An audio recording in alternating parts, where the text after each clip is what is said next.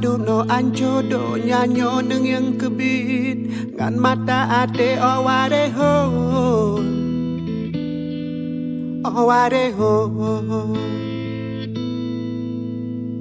Penyang tapu buat karap mandum hanya dak kebuat ada bumo nyang kadimo aware ho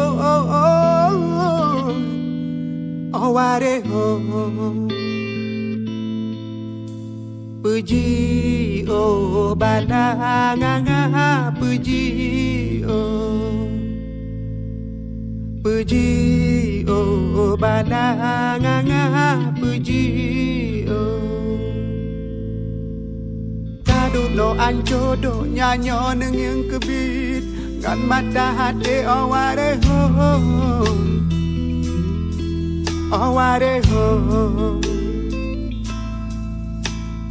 Penyang tapu buat karap mandum hanjut kebuat ada bumo nyang kajimo aware ho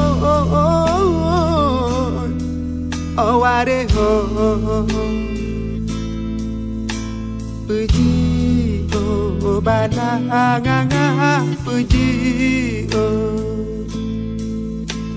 puji oh bananga puji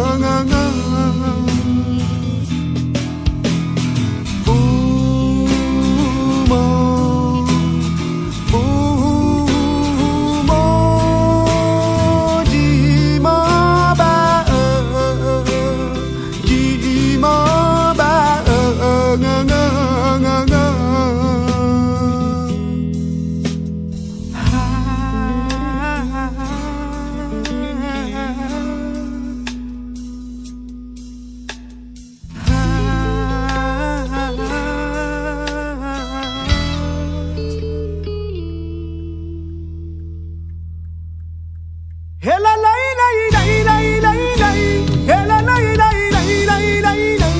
Hela lay lay lay lay lay lay Hela lay lay lay lay lay lay lay lay lay lay lay Hela lay lay lay lay lay lay Hela lay lay lay lay lay lay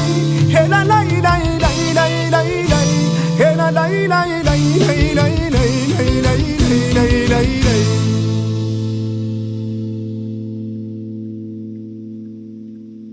Kadung no ancodo nyanyo neng yang kebit ngan mata ate aware ho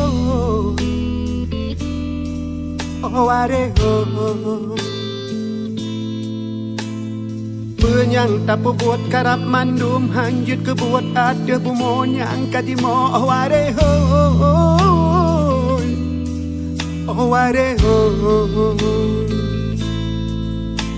Puji oh bananga